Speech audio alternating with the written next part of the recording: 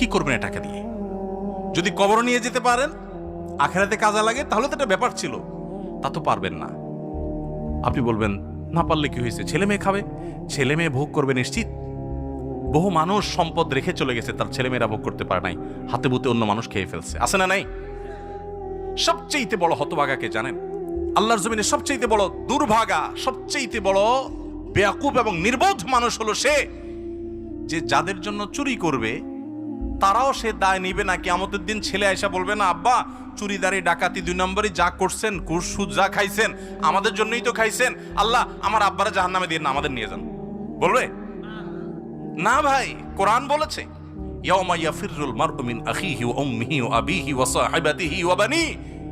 সন্তান বাপকে দেখে মাকে দেখে পালাবে, যে না জানি আজকে কোনো কিছুর জন্য ধরে। সবাই ইয়া নাফসি করবে। যাদের জন্য চুরি করবেন ওরাও দায় নিবে না, আপনার মতো